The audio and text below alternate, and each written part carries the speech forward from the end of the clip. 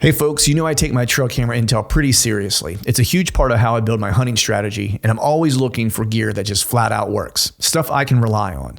Backed by solid people and the best customer support in the business. That's exactly why I run Tacticam Reveal cell cameras. Whether you're just getting started or you're a full-blown data junkie like me, they've got a camera to fit your budget and your hunting style. My go-to currently is the Reveal 3.0 series with fully integrated GPS. These things are dead simple to set up. Less fiddling, more scouting and hunting.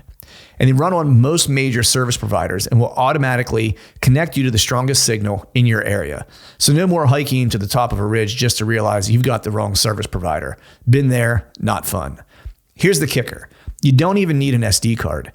That means fewer trips in, less pressure on your spots, and more real-time intel sent straight to your phone. And if you pair it with a Reveal solar panel or a lithium cartridge, you can keep those cameras running longer and spend more time doing what actually matters. Scouting new ground, dialing in a setup, or maybe, just maybe, finally cleaning the garage like you told your wife you would before the season started. Don't just take my word for it. Check out Tacticam Reveal at tacticam.com. Tacticam.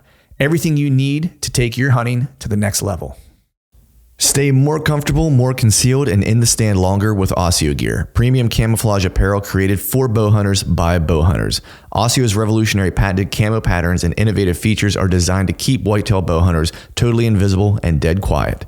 Elevate your game with Asio. Visit asiogear.com and take 20% off your purchase with code TRUTH20.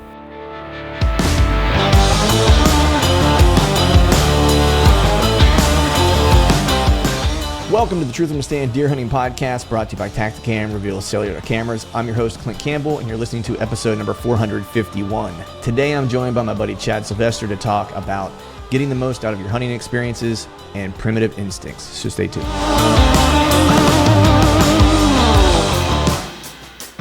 All right. What is up, everyone? Happy Wednesday to you. Hope you're doing well. Hope you are feeling fine. Hopefully, you're enjoying some of the nice weather.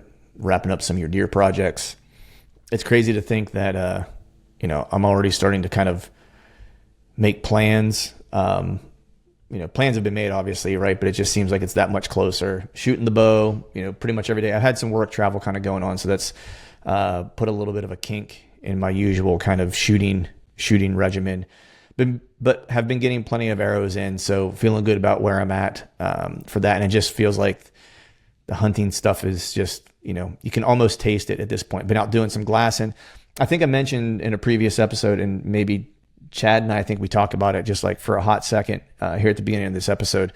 But there was a deer that I glassed a little while ago, at this point now, I think it was like 3 weeks ago or something like that.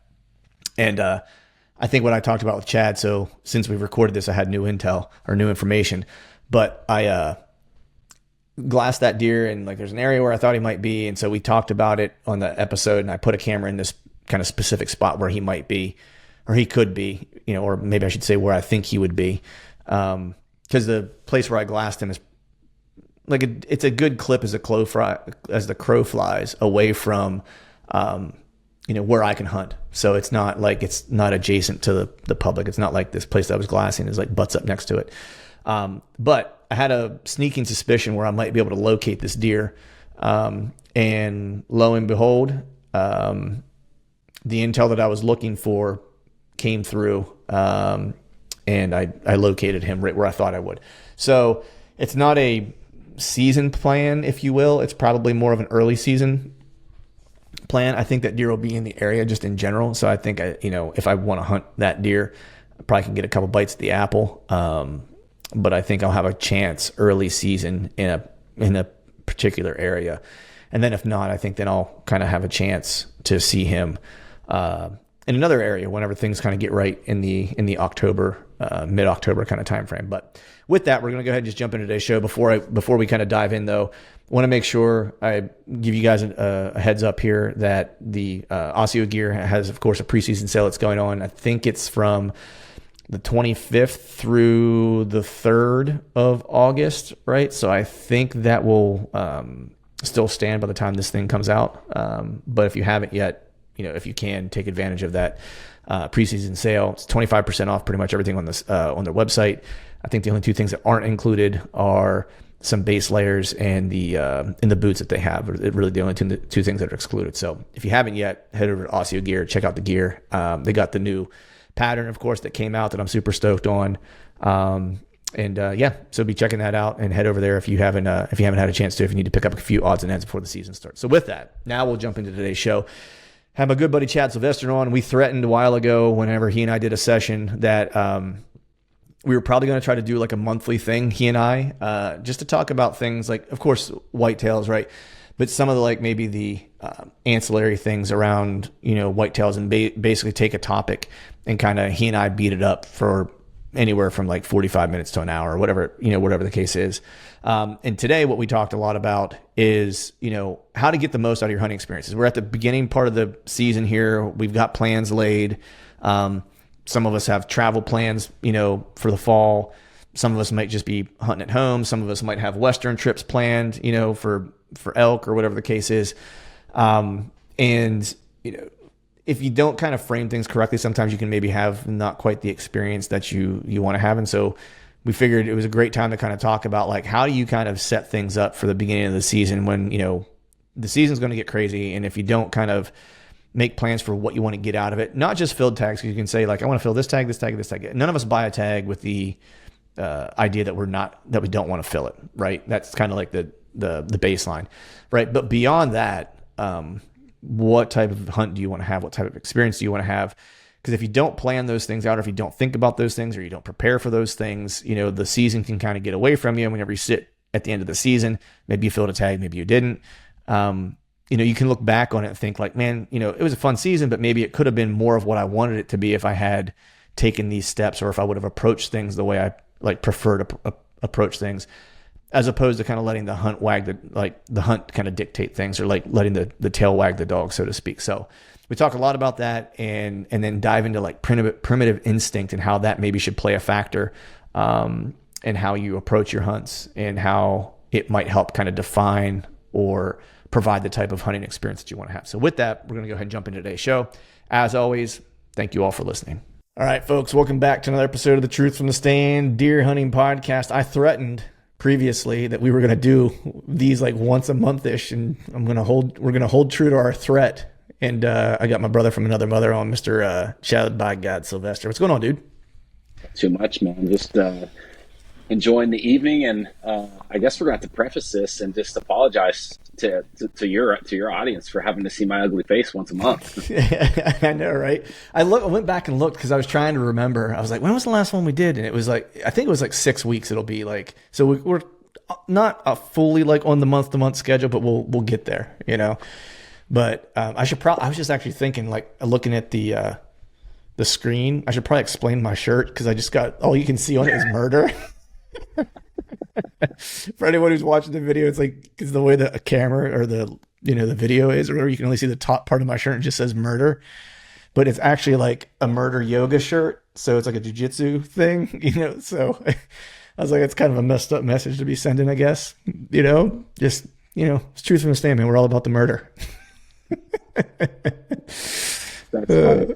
Yeah, good stuff, man. How you been, dude? You good? Yeah. Been good. Started doing a little bit of glassing in the evening. Mm-hmm. Saw a good one last night. Things good. Yeah, nice. Shoot my bow more. Nice. Is that good one? Is he? Of course, got a little ways to go to determine whether or not he'd be around, wherever you found him. But right now, is he in an area that would be huntable for you? Yes. Nice. Perfect. And we'll say no more. Yep. Awesome. I ended up glassing up a decent one like 2 weeks ago.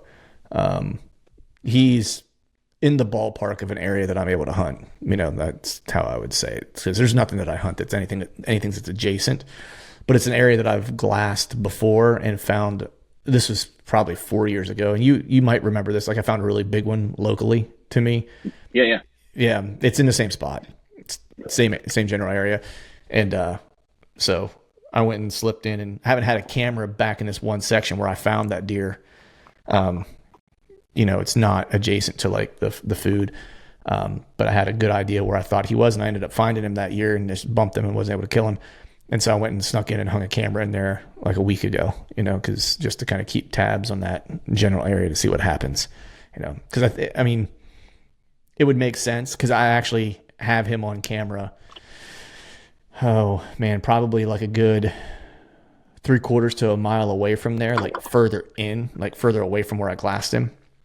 So I caught him there on a camera, probably like the middle of June, I would say, toward the end of June maybe, and then saw him, and then I was like, and it was weird because I didn't expect I would get any more pictures of him where I got pictures of him originally this summer, and then I was just like, is he just a buck? It's just like hanging out for like the summer kind of? Is he close by, or is he just passing through? Like, what's his deal? Assumed he'd be around, but like there's really no reason for them to be right in that spot at that time unless they're kind of moving somewhere to feed, essentially.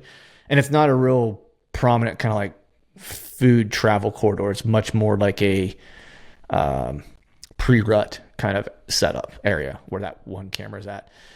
But this has been kind of like par for the course for this piece, where it's like that particular camera location, deer that are going to be around, like I'll usually get one snapshot of them in the summer, and it's usually always the same time frame. So I don't know what happens or changes. It's always right around like the same, like second, third week of June. Like I'll get like whatever decent bucks are in the area, they'll happen by this camera, and then won't see them anymore. And then usually they'll be around like in the fall. But this one I glassed up and kind of had an idea he might be in a different kind of section that's a little further away. And so that's why I tossed the camera in there. And I'm hoping for some historical repeat of bucks liking to be in a certain kind of spot that's not far off that food piece. Yeah. That deer I glassed up was it's a deer that I don't know. So, I glassed quite a bit around home in the summer, and I didn't recognize him from last year. And he's a couple miles from public. He's on private, but I can hunt him. Mm-hmm. And the piece itself, he was in a bean field, and it probably has 25 to 30 acres of timber. But I'm in relatively big ag ground kind of for the area. Mm-hmm. And there's a lot of corn, man. Mm-hmm. And there's patches and fingers of timber kind of, I'm going to say, in a 2 square mile area. Like, who knows where he can end up, right? Right. So I think just seeing, because it's been a couple of years since I've seen a good one in the area, and who knows, like I was only probably 3 miles from, where I saw that good one a couple of years ago, and I watched him for weeks and weeks and weeks, and then he kind of disappeared on me. So maybe it's that deer. I mean, I don't know. Right. But he's good enough to keep watching. I'll say that. Yeah. Yeah.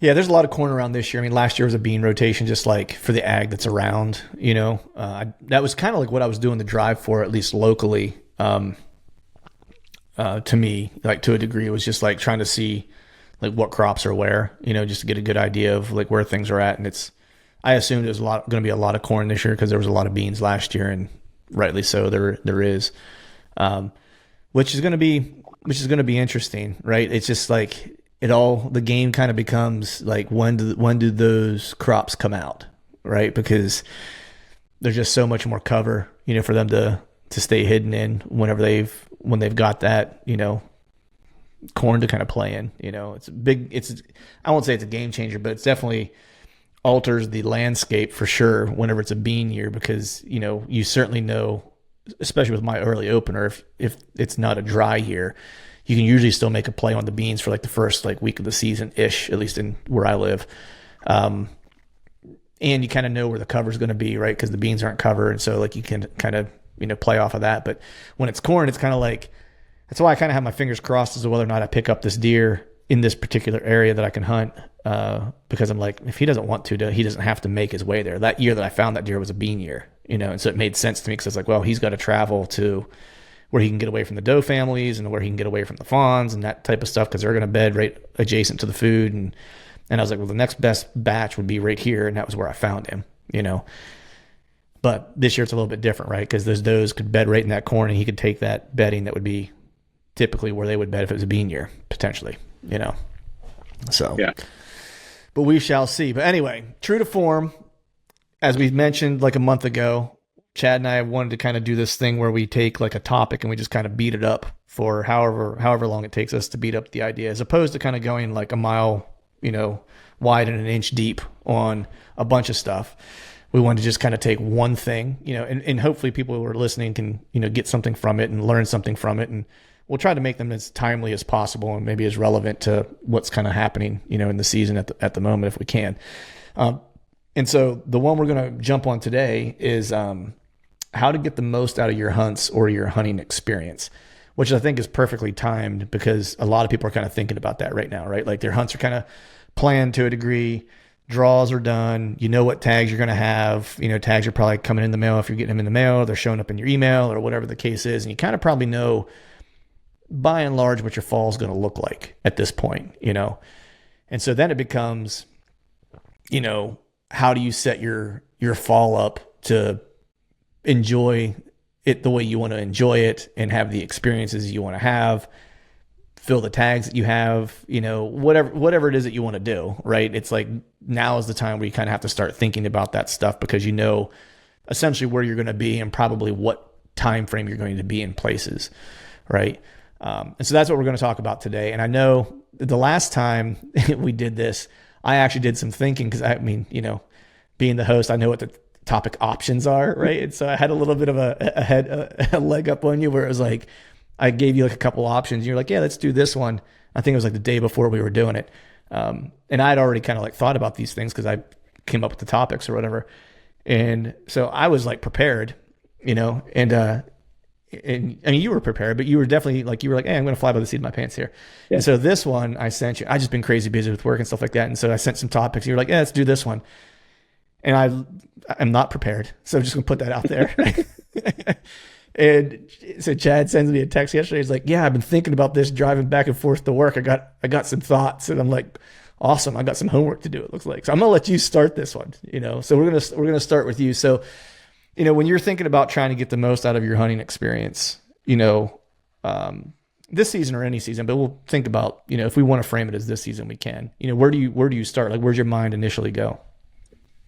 Well, I think, initially I have like this A-type personality, right? Like very goal oriented. So, when I think about trying to maximize my hunting experience, like it immediately goes to like a tactical lens, right? Like I'm looking at that, like how can I achieve my goals or the objectives that I set forth for the season?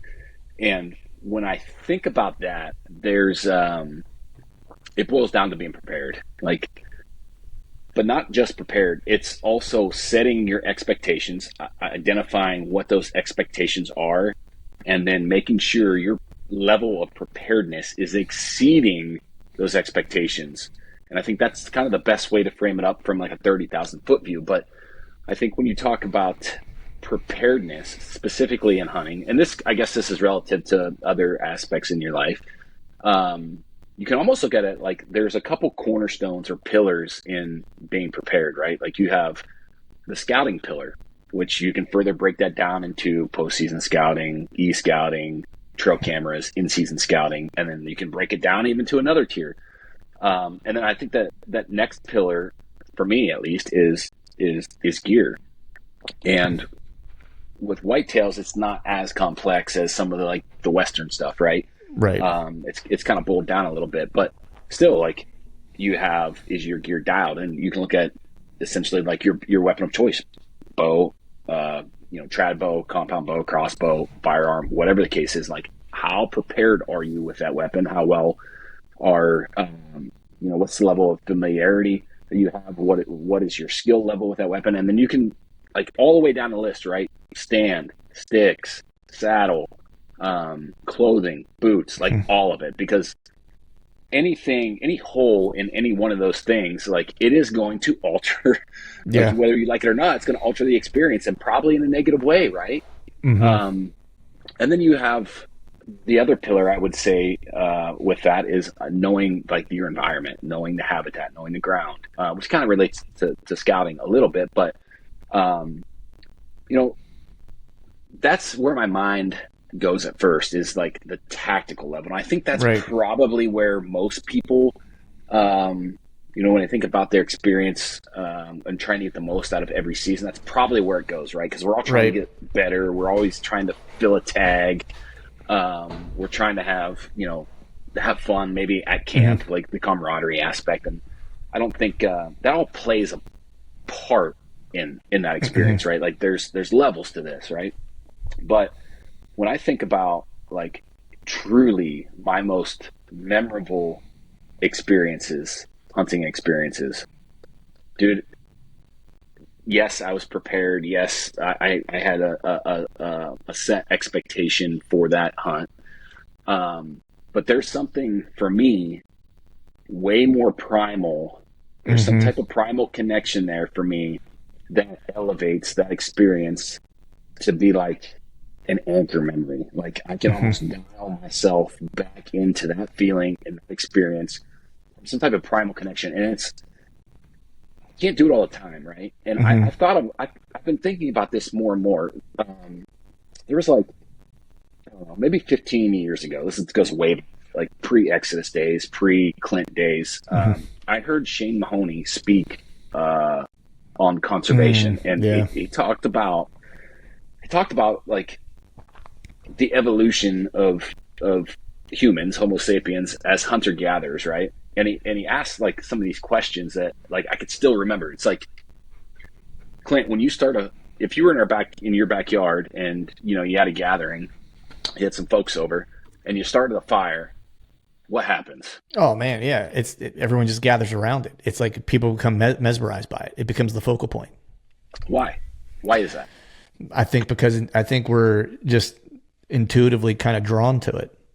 I think it's one of those things where it's like it was such a focus of sustenance of life, in our early development, that it's become like an anchor of like when there is fire, it becomes the center of the community, because everything that is good, everything that is healthy, whether it's human bond, whether it's preparing food, whether it's staying warm, and then go a little further in development where people have clothing or whatever, it's like staying dry, like whatever it is, it becomes your home, right? Like it's all those things. It's that anchor point, I think, in our DNA.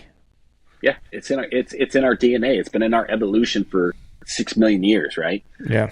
So I'm going to ask you a couple other questions. Why is it that when we harvest something, we shoot a buck, shoot a doe, whatever, fill our tag, we process that animal, whether you do it yourself or you can take it to a meat processor and get it back. Like, what's one of the first instinctual things you want to do? Give it to somebody. You want to share it. Yeah. Why? Like, I do that, and a guy in Arizona does it. A guy, you're over in Pennsylvania. Like, we're all sharing this with different people. Like, why are all of us doing that as instinctually as we do? Yeah, because I think whenever we were primarily hunter-gatherers, the only way you survived is if the whole survived, right? Like it's like anything else. You have a higher percentage chance of survival when you do things in group. When you do things on your own, it's like when you look at wolves, right? There's a reason why wolves work in packs. It's not, yes, they're a much more efficient hunter that way, right? But their survival rate is a lot higher if they're working in a pack, right? Because the strong stays at the back of the pack to make sure no one's left behind, and they bring up the rear to kind of defend from the rear, right? It's like, and they're going to help defend like the entirety of the group, right? And so there's that, and then so on and so forth, right? So there's like this security that the elders and the young have support, right? So I think, you share because that community is part of your survival. It is. Yeah. So I got a couple other points I want to make kind of on the premise of this thought, but if you were to go out and survey, let's say you surveyed 1 million people all in developed countries, and the survey had questions, a question like, rank your 5 most fearful things in life. Mm-hmm. A lot of them are, people are still scared of the dark. Mm-hmm. People are scared of snakes. People are scared of spiders. They're scared of heights. They're scared of water. Like, all things that can kill you. Well, yeah, of course. Yeah. Like anything can kill you, right? Like right, I could fall down my steps after we finish this podcast and break my neck, right? But like, figuratively speaking, all of those things have ultra low mortality rates, right? Like, Right. Not that many people are dying from snake bites. Not that many people, nobody dies from the dog. Right. Yet we find ourselves in in developed countries, advanced environments, afraid of things that we were afraid of 5 million years ago. Right. Like, Yeah. Yeah. Yeah. it's mind blowing. But my point is, like, we've evolved so slow over 6 million years, like with these primal instincts that we still carry with us today. Yet we live in an environment that doesn't necessarily suit the bodies and our evolution that has happened over 6 million years. Yeah. And I think there's some key things there, at least for me, in the hunting aspect, that when you're able to tap into these things, it elevates your experience, right? And I think we've talked about in a past podcast or something, somehow we got in a topic of like being in the zone, right? Or like being in a flow state. Well, how does that happen? Like, how do we tap into that intuition? And like, people always talk about increasing their woodsmanship and trusting their gut. And I put a lot of thought in this. And I think that something that no one that I've ever heard talk about is being able to have a primal connection or a primal tie that builds and elevates your intuition. Because like one of the most common things we have as whitetail hunters, like whether you're talking to me or John Eberhard or Dan, everybody's talking about, well, trust your gut. And then you have like this journey or path that everyone's on. And a lot of times guys are like, well, I don't know when to trust my gut. Like, I'm always second guessing myself. Am I in the right tree, or should I be in this setup or that setup? And I think if you're able to understand really, like, on a deep level, and I know this is like, people are going to think I'm a whack job listening to this. They thought that a long time ago. Don't worry about it. That's probably why, I guess that's why we jive so good, right? Yeah, exactly. But I think if you can, and I'm going to test this theory, because right now it's a theory, because I can't go back and tap into this every time, but I've been able to do it a handful of times, and more common probably in sports or competitive arena. Maybe you could do this in jiu-jitsu. Yeah. But I think when you're able to understand like your why and your primal connection to that experience, you're able to tap into that intuition. And I think that you make better decisions, and things will just start to freaking happen. I've experienced, man, like as a new elk hunter, like being tapped into some kind of flow state, and things like I could do no wrong. I didn't know how I was doing. I was just following my gut. Yeah. Yeah. I mean, what are your thoughts on that? You think I'm like falling off my rocker or what? No, I don't. It's funny because like I was literally talking to Cody about this like 2 weeks ago or whatever it was. Like, we started talking about it a little bit, and he said the same thing you said. He's like, people probably think I'm a kook, right? And what he was kind of talking about was, when he's hunting, and if he's like walking through the woods, like when he's walking through the woods, like observing, he's mindful to not be thinking of like killing and hunting, because he's like, I feel like whenever I'm trying to, he's like, whenever I'm scouting or moving through the woods and my focus is not hunting, I don't want the things around me to feel like I'm a predator. But when I want to be a predator, I have to turn on the predator mode, and then it becomes kill time. He's like, how many times have you been walking through the woods, in season or otherwise, and all of a sudden you see a buck and you get within like 10 yards of him, like a good buck even, right? He's like, I feel like there's something that like you give off that they sense that, yeah, it's danger. I don't want it to get too close, but I'm not in imminent danger, right? Whereas, a year and a half old buck during the season, when you're in your tree, all of a sudden, like, boom, knows you're there, like, immediately, right? And he was like, I feel like we give off this energy that changes based on like what our intent is. Like, your mind is, is super powerful, right? And you can kind of manifest things. Like, I think manifesting things is a real thing. I think, I think the first time I really experienced that in hunting, that I was aware of it, was the deer that I killed in the plains, because I literally thought that thing to fruition, to a degree. So I don't think it's crazy at all. I think, going back to the experience thing, when you start talking about primal, like you kind of hit a chord with me, because that's been my whole desire, my whole journey, if you will, to want to shoot, to use a traditional bow, was that because I feel like when I do that and I start removing barriers between me and the things, like I get way more connected and way more grounded, and I'm in it. Right. And I read a book.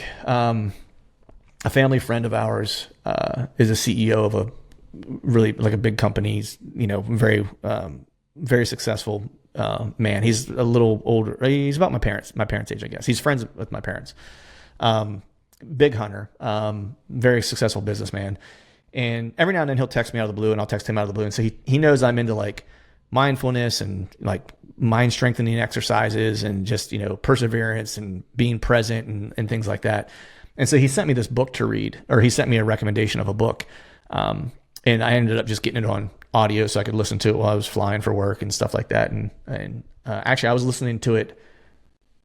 It might've been while I was driving back and forth, like chasing that deer last year, if I'm remembering correctly. I think it's whenever I finished it. And what it talked a lot about was like, of like being able to kind of manifest things mentally, and by just speaking out loud that you want these things. Like, you don't say you want these things with the caveat of, but I can't afford it, or it's too expensive, or it's too this. You just say, I want this thing. And when you say that enough, what you're talking about, following your gut, you start making decisions that lead you there. Not because that thing doesn't show up without hard work or whatever. What it does is it actually makes you aware and willing to do the work that needs to be done to actually get the thing that you're trying to get, right? And so it's not like people, I think, when they think of manifesting, they think of like, I just speak something into existence and it happens. It's like, no, that's not really what it is. What it is that you're speaking something into existence by acknowledging that it's there, and acknowledging that there's activity and active like pursuit that has to happen. But you start to remove the barriers from it by speaking to it as though it's real already, right? And that's kind of like the thing. And it's like, and it's actually happened to me, like where it's like, I won't give the instance here now, I'll tell you afterwards. But like there was something that I was like looking for, and I was like, all right, let me try this, and so I did it. And then all of a sudden, like literally 2 weeks later, and I'm not shitting you, 2 weeks later, I got 2 phone calls that delivered both, and it was like one of those things where I was like, damn, all right, this thing, like, and it wasn't because I had to take some initiation. I had to initiate some things, right? But what it did was brought down the barriers of me thinking that I couldn't, you know what I mean? And so I think there's a lot to it. And I think going back to what we were talking about with like hunting and that intuition and that listening to your gut, I think for like a newer hunter, like I'm trying to figure out how to say this without like, well, I don't care if I piss a bunch of people off or not, but I think a lot of times, like when we talk about woodsmanship, I think it's important. Yes. Right. But I personally don't think that a person has to be the best woodsman on the planet to be skilled. I think, or to be a killer. I think that they just have to know what it is that they want and be willing to go just like actively pursue the thing that they're after. Right. And then like anything else, like the work that you do will show you how, right? It's the same reason why I think you see people who start hunting later in life, and like, I'll give you a great example. Like, I mean, Andy May is a great woodsman, but Andy May started killing a lot of really good deer before he was ever like the woodsman he is now. Right. And why do we think, I'll ask you, why do you think that is? That's a really good question. I would say, I would lean towards he has like some type of primal connection with his intuition. Like he's able to roughly put himself in the right situation where he can consciously prepare, but subconsciously hunt. I think that's what we're trying to get to here. Yeah. He wanted it. And he just continued to want it, and nothing changed his mind. And he never saw, he probably never saw, like, even though he was making mistakes, I'm sure, he probably never thought that it wasn't possible, and I think that that's partially what it is, right? It's the same thing like when you see someone at a new activity, be it a sport or whatever, and it's like, oh, it's, take like a rookie quarterback or something, like it has like an insane season. It's like, well, the reason why it was insane, like everyone from the outside had every reason for that person to not be super successful, even if they're supposed to be a good player, right? The reason why that person is successful is because they thought they could, right? And them thinking that they can, then allowed them to, I'll say more comfortably, for lack of a better way to put it, more comfortably or more willingly do the work because they already saw what the result could be. They could already see it. You know what I mean? And so it makes it that much easier to do. And I think hunting's somewhat the same way. I think there's some baseline skills that you should have that make things easier and make things make more sense and stuff like that. But I think wanting to be good at something is all you need to be good at something. Oh, 1,000%. You know what I mean? It's like, I don't think that it takes anything more than that, because if that want is there and it's honest and that's your why, then you'll do the things you've got to do to get there, right? That just becomes the path, and you just follow it, right?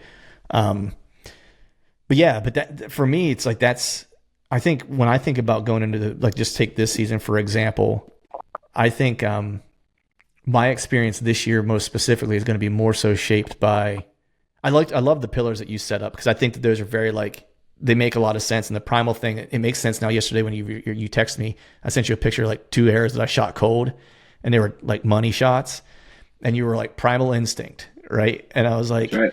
It made me think about it, and I was like, I was like, yeah. I was like, it's weird because I started shooting out really well lately, and it's like the bow now feels like natural. It feels like I've been shooting it for forever, is kind of how it feels. Now, I'm not the world's best archer, don't claim to be.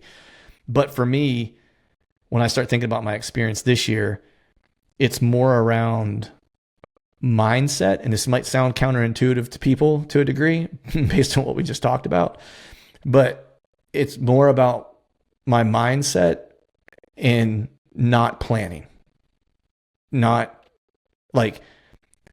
my goal isn't I don't have a goal of I want to kill this caliber of deer or anything like that. My goal is more to be open while I'm in the process of hunting to all the possibilities, and kind of what you're talking about, which is make a lot of decisions on instinct, and feel, and just have that be my guide and my compass for the year. I kind of started doing that last year, and that was when I felt like I was really kind of catching up to that deer,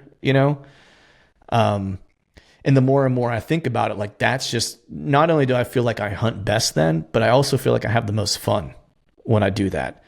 Cause it's there's something, I come home and every day, or not come home necessarily, but come back to camp or the truck or the trailer or whatever it is, and I feel fulfilled each time, regardless of what happened, regardless of the actual events of the day. I can be disappointed that I saw this deer and I didn't get a shot, certainly those things are normal, and I'll have those feelings of disappointment and stuff like that. But the disappointment doesn't mean that I'm not fulfilled with the right. day, and so for me, it's more kind of making sure that my mind is right and ready, and I'm envisioning, the things that I want to happen. And I've already started that, I mean? It's I've already started kind of mentally seeing the pictures of the hunts play out and stuff like that. I used to not do that a whole lot, but I'm much more of a visualization person now than I used to be. I see something happen before it happens. That way, whenever it does happen, I'm not surprised by it,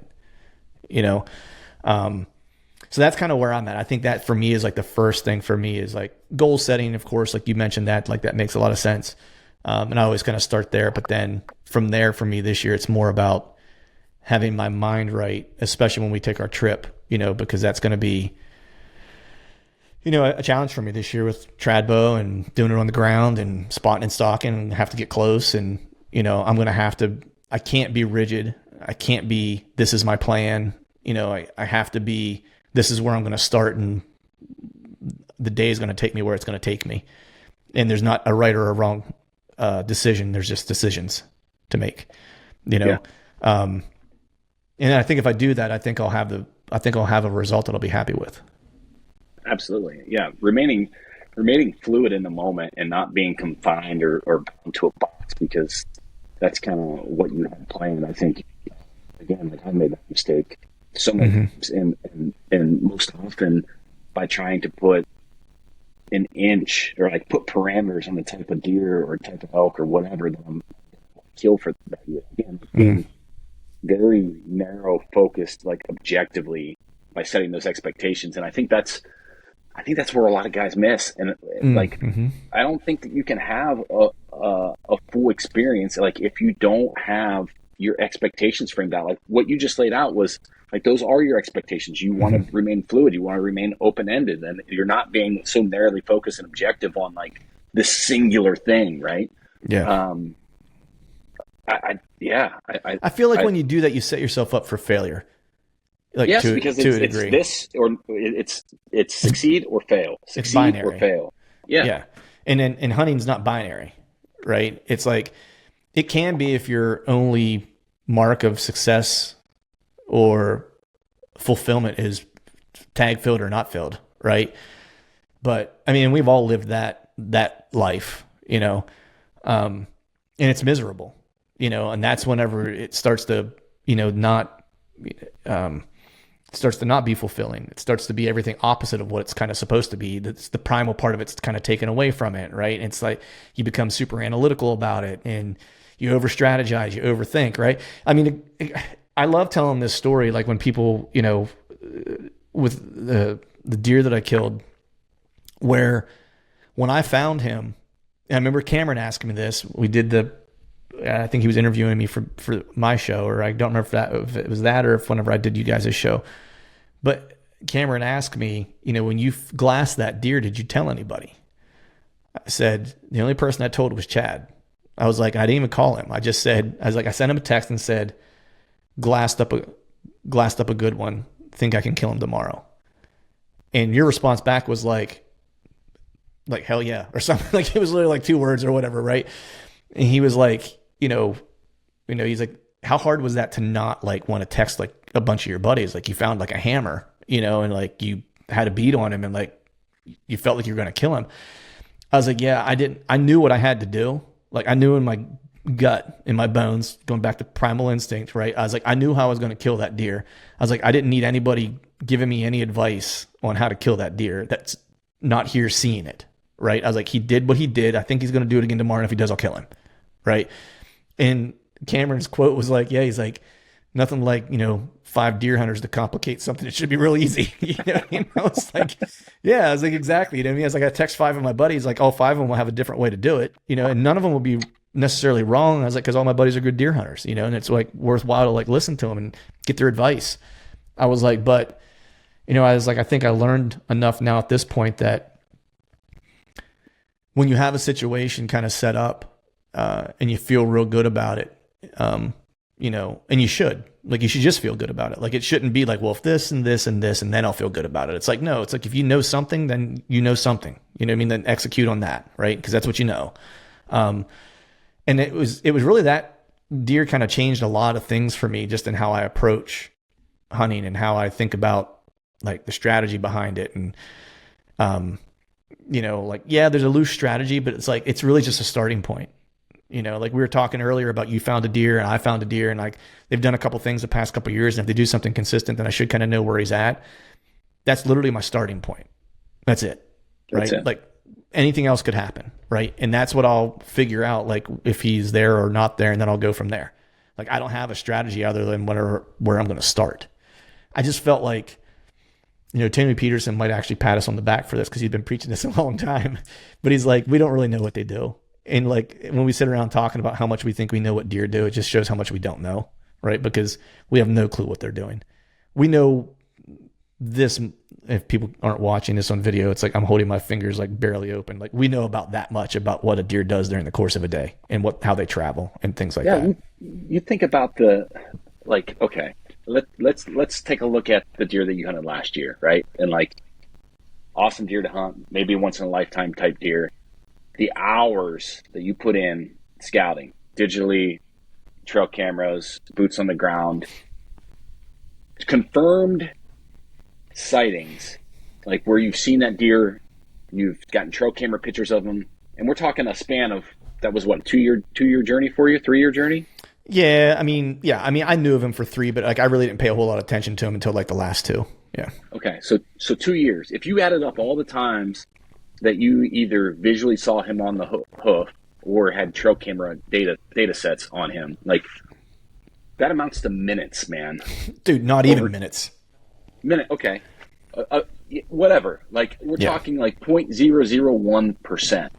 Yeah. And like what you just said about, referencing Tony, like we don't know as much as we think we do. Like we have all these data points. We're like, oh, we have these hypotheses. Oh, he's bedded here and he's doing this and he's doing that. You look over 2 years on a 24-hour, 367, 24/7, 365, and it's like, dude, we don't know shit. Yes. We don't know shit. And that's why it's like, for me to try to stay open and be fluid is that, you go in with a plan of like where you're going to start. Right. And I've been kind of preaching this like to a degree. Like I put out that Tacticam University series that I did, and a lot of my focus, like not to, what you call it whenever someone tells you how that movie ended. Forget what that's called. I can't remember what that's called. I don't watch movies, bro. Yeah, I don't remember what that's called. Spoiler alert, I guess, is what they say. But a lot of what I talk about in that is that, just cameras as an example, and this is kind of what we're talking about here, is that you should really be using them, like you should be using your human instinct to know like what deer kind of want to do and where they want to be based on like their biology and what they need and stuff like that. And you should be using cameras to kind of help either confirm some hypotheses that you have, right? And it's not going to be, if we're thinking of like the scientific method, it's not going to be a law. It might be a theory at some point, right? If you get enough data, right? Or it won't be a rule or a law. I think it's a scientific law or whatever it's called. But you should be using them to kind of help either solidify your hypothesis or debunk it entirely and present additional questions for you to ask, right? That's really how you should be using them. That's how they're best going to help you, right? And then how you answer those questions and the decisions you make after that are really what I think you and I are talking about, which is like that primal instinct. Like when someone says to you, what do you think he did, right? It's like, you don't know, but you can say, man, instinctually, I think he did this, right? And that should be good enough for you to go, that's what I'm doing. That's what I'm going to do. That's my next plan, right? And it doesn't have to be this like beautiful mind, lines everywhere, trying to figure out, you know what I mean? Like I think people oversell it to try to make themselves sound smarter than they are, like, to be honest with you, right? And I think a lot of it's a lot simpler than that. I think you have information, it either confirms or denies what you think you know, and it probably doesn't fully confirm it. It just might suggest you do some additional investigating, and you do that investigation, right? And then you trust your gut on what you think needs to happen, or how far you need to press in, or how much time you need to spend, or whatever the variables are, right? Like that to me is like a much more enjoyable way to hunt. And it's no less strategic. It's just much more instinctual. Yeah, that's it, man. I think, to the point of overcomplicating things, I think it's, everybody's trying to justify kind of what they're doing. And I've been guilty of that myself. But when you think about true experts in any field, I mean, like masterful people, the top 1%, like they can explain whatever type of concept to a kindergartner. Like simply, that's just the way that it is. Yeah. So I agree with everything that you said, man. Yeah. I think how do you get there is the question, because it took me like, 20 some years. Like I'm like thinking about this, and I've thought about this probably the last, 18 months or so, like this specific thing. And I'm like, this is it, man. Like this is the thing that I've been missing. Like I need to figure out what that connection is. Yeah. I don't think I really realized it, until, I think the first time was like, again, that deer that I killed in the plains. I think that was whenever I was like, oh damn. Right. It was kind of like trusted my gut, worked out. Right. I don't think I fully kind of embraced it until last year. And I think it was just because I had to put myself in a position. This was the next thing I was going to bring up was that if I wanted to have the experience that I wanted to have, going back to the idea of the experience, so not putting antlers on it or inches on it or whatever on it, then I was ultimately at the end of the day going to have to embrace the process. So going back to what I was saying before, like I had to say, I want this thing, right? I had to be willing to like embrace what that thing was going to take, right? And then once I was able to commit to that and go like, yeah, whatever it takes, that was whenever I realized that, what felt like I was, like I say, do things on the fly or whatever, but I was, but I wasn't, right? I was reading things kind of in real time, like making decisions and, not having a whole lot of info, but listening to the info that I did have. And oftentimes it wasn't a lot. You know what I mean? It's like, man, the Leafs are scuffed up here and there's an old rub here that looks like it might be his. And so I'm going to use that. That's what I know. And so that's the data for today that we're making our decisions on, right? Until I find something different, right? And so it was really just kind of embracing, the process and committing to it, and not just embracing it, but man, it's like I loved it. It was awesome. You know what I mean? And that for me was like part of the reason why I was able to kind of just continue to do it. And I think whenever I came back and I reflected on that season and then the other deer, like those were the common themes between them. Like, and it's very, it's very kind of opposite ends of the spectrum, right? One is made gut decisions on a rip, right? Killed a Boone and Crockett deer off the ground. The other one is made gut decisions on a rip, saw him once, ended up dead, and I didn't kill him. You know what I mean? One was literally hunting for probably no more than a total of 8 hours. Giant deer killed. The other one was like 30 plus days straight living in my truck and trailer. Didn't kill him, right? Like they couldn't be more opposite outcomes, but I don't think any differently about the experience. Like both of them were like incredibly fulfilling. If someone told me I could do what I did last year again, but the outcome was going to be the same, I'd sign up for it. Because I did everything the way I wanted to do it. It was all feel and, just being a hunter. Like, you know what I mean? I wasn't being a bystander or a strategist or an analyzer. Like I was hunter-gatherer like last year. And that's like, that to me is like where I feel the best. And that's why it's like this year when I talked about mindset, it's more about like being open, being fluid, and taking that same approach now to a different place, and seeing how it works out. But I'll be fulfilled regardless, as long as I kind of like, the only way I wouldn't be fulfilled is if for some reason I kind of like went back on my word to myself. Not that anybody else cares, but for me, right? That would be the only way that I would be like, man, it could have been a little bit better. Well, yeah, of course. Like it's your experience, right? Like yeah. if the fulfillment, I'd feel like I sold out a little bit. It's not mine. It's not. Yeah, I'd feel like I sold myself short a little bit if I didn't do that. Yeah, no, I'm in the same boat. Like that's why I brought up the preparedness. I don't think that you can get into that state and follow your instincts and follow your guts. Like if you're not truly prepared for the expectation that you have set for that experience, right? Like if I didn't shoot my bow all year, if I just didn't do anything all year and I packed my truck up and I met you in Oklahoma, like, like whose fault is that? That's mine. Like I'm not going to be able to go in and make decisions on my instincts. Like if I'm not prepared.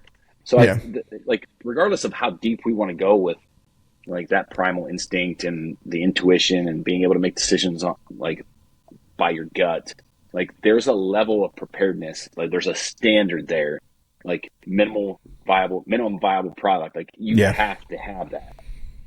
You have to put in the work consciously to subconsciously execute. Yeah. And I think the preparedness piece of it too, I want to put like another check mark against that, because that's ultimately what kind of lets you kind of be free in those moments, right? Is that preparedness. It's like anything else. I mean, if people were listening that played baseball growing up, football, whatever it was, like the most free you were competing or whatever it is was whenever you were absolutely 100% prepared, where you didn't have to think anymore and you could just react, and execute. Right.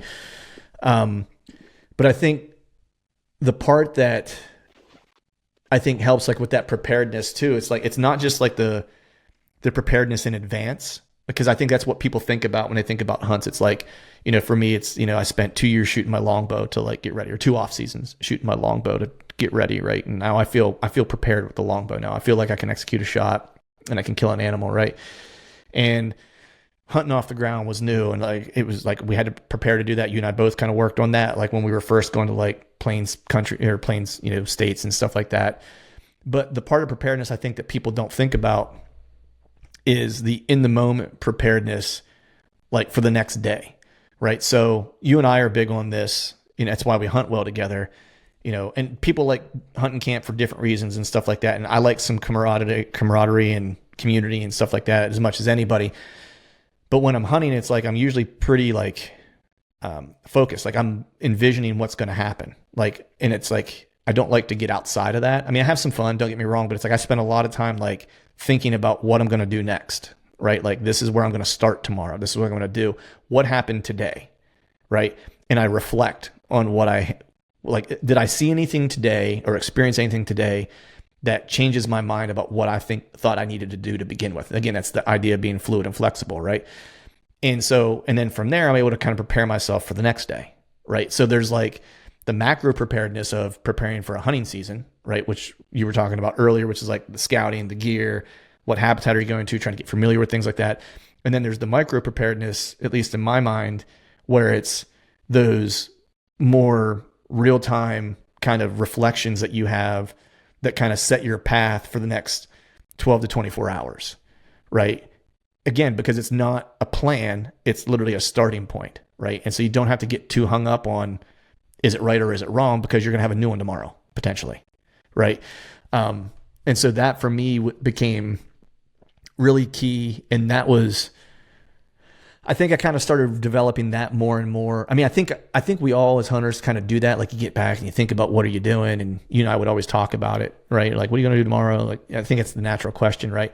But I don't think people stop and like, are you going to just do something different tomorrow because you think you should do something different tomorrow? Or are you going to do something different tomorrow because something happened today that suggests it, right? Because if not, maybe you should do the same thing, And I think having that real conversation with yourself is important. And I think I kind of started developing that because I've spent a lot of time in that trailer alone, like for several years, right? Where I didn't have anybody, with me to bounce stuff off of. So it literally had to be me, like just kind of reflecting and going through it. And so, that's kind of how I started, being prepared, like prior to the hunt, but more importantly, like being prepared within the hunt. Cause I feel like I'm better prepared. This might sound weird, but especially when I travel out of state, I'm less concerned about preparing before I leave. I'm more concerned about being present and reflective on the days that happen during the hunt. Because I feel like that's the thing that's going to make or break me. What happens 3 months in advance of that probably isn't going to be that important. Like, it'll help, but I kind of downplay that kind of component of it to a degree. No, I like that train of thought, and that's interesting because I think, a lot of us have that feedback. I call it a feedback loop, right? Right. Like you have that feedback loop in your daily life. Maybe you have it in work, but it's not often that people talk about that in hunting. And I think I think you're 100% right. Like you need to think about like what you experienced that day. You need to debrief that and, put it in that feedback loop. Is it negative? Is it positive? Maybe it's both. I mean, or maybe it's maybe it's neutral feedback. Mm-hmm. And like, that just gives you, in my opinion, again, like it gives you a sense of direction, right, wrong, indifferent for the next day. Or, you're referencing like just a starting point to kind of be free. But, I love that train of thought. Yeah. I think it didn't come easy necessarily. I think it's a skill you have to develop to do it like consistently. I think preparing for something in advance, like well in advance, is like an easy idea or concept for people to kind of grab a hold of, because you do it all the time. It's like, got a birthday party for the kids, got to plan it 3 months in advance. I going to take a vacation with the family, got to plan it 3 months in advance, 6 months, whatever. Got Christmas, got to save some money. It's like, for Christmas and plan for it in advance. But people don't think about like the day-to-day kind of reflection and preparedness that can happen, that can change things, especially when you hunt. And like where I developed the skills, like I still do, but I journal like for hunting, right? But I've not been as diligent about it as I would like to be, right? But what helped me is that I journal every training session I do in jiu-jitsu, like everything that I do, just quick notes, what happened that day, how long did I train, how many rounds did I get, what techniques did I hit, what are opportunities to get better, right? And I kind of just keep a running thing. It's on my phone. I just do it right after class, right after a session. And then I have another list of things that I want to work on. And I look at that before every training session. It's like 10 things, and I'll pick 2 or 3 and I'll highlight them. And those will be the 2 or 3 things that I'm going to focus on for like the next 2 or 3 weeks. And then before I walk into every training session, I'm like, I'm going to try to hit these 3 things in live rounds tonight, right? 3 techniques that I want to get to, right? And it forces me to like play and be a little bit more free and, you know, and try to get to the positions I want to get to. But it helps me be prepared. And it's not preparing for jiu-jitsu in general, right? It's preparing for that training session. Like, so I can be intentional about what I'm doing. I'm still super free, but I'm very intentional about what I'm trying to accomplish or what I'm trying to do. And so that kind of helped me start thinking about hunting in the same way whenever I'm on hunts, where I'm like, I just need to think about what happened today and make a plan or make a starting point or create an intention, might be a better way to say it. Create an intention for tomorrow, right? And it doesn't mean that's the thing that has to be the whole day, but that's at least where we're going to start. And now I at least have, like, I feel like I have purpose. And now when I go to make decisions, it's like I was talking about before, when you say, I want this, now I'm willing to do the active work to get there because I know what it is I'm trying to do, what I'm at least starting to try to do, if that makes sense. Yeah. No, it does. I actually started doing this a couple of years ago, elk hunting. I mean, when I first started elk hunting, well, not the first couple of years, third year, you know, I finally drew a good tag there was a high target ratio, we'll call it, like a lot of animals. And it was like, okay, let's just go screw this up and then we'll go find another one, like balls to the wall. And after a couple of days of doing that, like we were going into bedding areas, you know, we located an animal, we'd follow them back to bed, we'd blow them out of the bedding area over and over and over. And it was just like, once we screwed one up, it was, how fast can we get to the next one? And a couple of years ago, it's like, man, we're walking a lot of extra miles. Maybe I'm getting lazy or maybe I'm getting old, but I'm like, let's take 20 minutes and debrief. And I do this on my phone and like walk through that scenario, like how we located them, where they were, what did we do right to get in position, what went wrong. And then ultimately, like we started having more success. And I think that I know this happens like in your and I train of thought. And I think this is related to how you hunt your backyard versus how you hunt travel. And this is kind of has been my perspective on whitetails versus elk. Like I look at elk hunting as a more limited opportunity, and I see whitetails almost as a commodity where it's like they're at my back door. I don't have to go through that feedback loop right every time I hunt. And I think like that's probably cost me a lot of growth as a hunter, and probably you know, it's probably dropped my expectations of experiences and the fulfillment level of my experiences by a couple notches. Is that something you would agree? Like your perspective, like hunting out your back door versus, you know, traveling 1,000 miles, 1,500 miles to hunt. Like, yeah, it's, you know, you have commodity and then you have scarcity, right? Like, yeah, does that kind of make sense? 100%, dude. And what's odd is that I'm way more, and this is one thing I'm trying to work like with myself as far as like my experiences at home. And last year was like a step in the right direction, but I'm trying to be more like, I'm trying to approach my hunts at home the way I approach them out of state, because I hunt way better out of state. Like I'm just way more free, less concerned about making mistakes. And when I'm at home, I feel like I know a lot more. And so I'm a little bit more rigid and a little bit more calculated. And last year was the year that kind of taught me that, like, hey, you need to just be free all the time. That's like that's actually when you're your best, right? And it's funny because like, it's not just when I'm my best, like as a hunter, it's when I'm my best, like as a husband, as a dad, as like whenever I don't have like this rigidity about me, like I'm the best version of me all the way around, right? Same thing whenever I'm on the mat, like whenever I'm too mechanical, like I'm terrible. I used to talk to my coach about this and he's like, when do you feel the best? Like whenever I'm super aggressive and I let it rip. He's like, then let it rip. That was his response, you know. He was like, you know, he's like, go hard then. He's like, if you're the best when you go hard, then go hard, you know. And the other point that I was going to make, like, and I think the question you asked me kind of leads right into it, is like what I started learning was that like all these things that I'm kind of picking up like over time or whatever is that I used to kind of resist it, especially like with like the home versus, traveling, because like at home, like I said, I had a lot more intel and I was trying to be way more calculated and way more strategic and whatever, right? Like being what I've talked about earlier, which is like, the guy who overcomplicated things, right? To seem smarter than the next guy. But what I've started trying to do is trying to let like the hunts shape me, right? Not me shape the hunts, but let the hunts kind of shape the hunter I'm going to be, right? And that's what I started kind of doing more of, which was like, I feel way more confident on the ground a lot of times, right? Because I can move, right? Even when I'm in the big woods, I still like to be on the ground if I can be, right? I resisted that for a long time because I thought I needed to be in a tree. Like sometimes I do, right? But I'm way more likely now to be on the ground than I am in a tree a lot of times, right?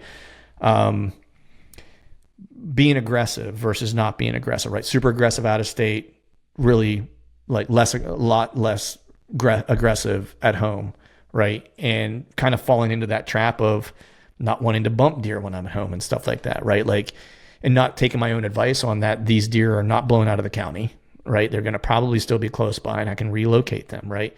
And so I started kind of trying to let the hunts start to shape me, who I'm going to be as a hunter. That way I fit into it better and I feel better about it and I'm having a better experience. And then all the reasons why, if you're having a better experience, you're probably going to be more successful, right? Like all those things start to kind of happen and snowball, as opposed to me being a square peg and continually trying to figure out how I fit myself into that round hole, right? And I think that goes for like everything. Like I did the same thing with jiu-jitsu. It was like there was a certain type of game I wanted to play. It wasn't really, I don't have like this, the body type, like a lot of reasons why like the game I wanted to play wasn't going to work for me long term.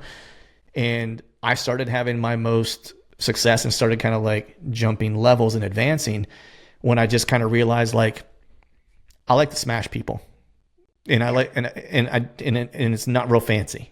You know what I mean? It's like that's my game, is like misery, like make the person miserable to where they give me the things that I want to have, right? Like, and once I just kind of like realized that that's what I was like, I wanted to have this like fancy game, like a Craig Jones like freaky stuff game, like cool looking shit, right? I wanted to do cool shit, and then I realized it's like, my style isn't cool shit. My style is just like create misery, and once I kind of committed to that, that was like all of a sudden like started advancing, right? Like quickly. I feel like the same way with hunting. It's like the past couple of seasons has really taught me a lot. And probably the most important thing was to let the hunts shape me into the hunter that I'm going to be and not fight it. And I'll likely end up having a better experience and probably actually seeing and doing and achieving the things that I want to achieve anyway. Right. And I used to think it was in spite of those things, but it's actually because of those things. Yeah. Yeah, man. I dig that. Yeah. Sorry to get all heady on you, but like, yeah, it's like, I've been like, all this stuff's been like, and you and I talk like outside the podcast, but like all the things in like my world have like started connecting like in a really interesting way. And I don't ask questions, just grateful. Yeah. Yeah. So where do we go from there, man? That was a lot. That was heavy. That was heavy. I think we pretty much covered like the topic, don't you? Like as far as like is there anything you would want to add on like how to help someone, how they get the most out of their hunting experience? I mean, it's so unique, right? Like everybody, it's personal. Yeah. It is so personal and so individualized, which that is whitetail hunting, I just keep going back to really understanding and framing up what your expectations are. Like, starts there. If you don't have that, it's you're right, going to have a rudderless boat at that point. What are you measuring your experience against? Mm-hmm. Yeah. And like so regardless of what it is, maybe like for me, like I think part of my primal instinct or connection, we'll just say like that evolution aspect for me, like part of that is adventure, like within the landscape. Mm-hmm. Like that's just kind of who I am. It's like the type 2 fun, the bond through hardship, like similar to you. Like I'm not super, I mean, I love sharing camp, don't get me wrong, right, but like it's more about the bond of hardship. Like when I think about camaraderie, like I'll end this thought with this, but when I think about camaraderie, I think about those shitty Ohio trips that you and I had for weeks in nasty weather, sleeping in a box trailer with no heat on the floor, like getting our butts kicked in. Like, that's the camp I remember. Yeah, no, same thing, dude. I still talk about it to this day. There's two. There's that one. And then when we met each other prior to that, because you and I only ever met one time prior to that. And then we did a 10-day hunt that was like miserable. And then sleeping in a box trailer with no heat, freezing balls, in crap weather, as you said. But that was only the second time we ever met, right? Which is crazy for two people. It's like the first time. Do you remember the first time we actually met face to face? No, I don't. When we had agreed, because you came on the early episode of the podcast. I think you and Matt came on like episode 6 or 7 or something like that. And you invited me to come hunt. And I was like, cool, yeah, let's do it. And not come hunt necessarily, but like to check it out. We were feeling each other out. This is kind of what it was, right? Okay. And you said, let's do some, like, I'm going to go down this day and hang up some trail cameras if you want to come do some scouting or whatever. I was like, all right, cool. So we met at like the one campground. You had a tent. It was balls hot because every day you've ever picked to go scout was always like July when it's like 95 degrees, right? We were sleeping in a tent in like 95 degree heat, mosquitoes, just no showers, just freaking miserable, dude. Like I remember that. And I remember when I was driving home, I was like, dude, this guy's as crazy as I am. This is perfect. And I was like, he's either as crazy as I am or as dumb as I am. I'll take it. I was like, whatever. And that was literally the first time we met. It was that miserable experience. And then we had the second miserable experience together. And that was kind of like our bump. But I think of both of those things, to your point, that the person that you do it with, you know, if you're doing it with another person, you know, or with a group, is going to create the experience. Or the other way I look for that, like shaping the experience, like that'll shape the experience to a degree. The other part for me is landscape, is like that shapes the experience. Like, what do I want to experience from a landscape standpoint? And that was what my draw to like the plains were. Cause I was like, how cool is it to be able to like glass and see bucks and then just try to spot and stalk them and like beat them like as close as I can get to a primitive experience of like being on the ground with them with like nothing between me and them, but like a bow and an arrow, right? And air, you know? And then now it's like, I wanted to take that to the next level. How do I get more connected? It's like, well, let's remove the mechanics of a bow between me and the deer. And let's just use a stick and a string and see if we can do it that way. Right. And that's for me is like how I try to shape my experiences. Right. But yeah. Love it, man. Yeah. Any parting shots? Nothing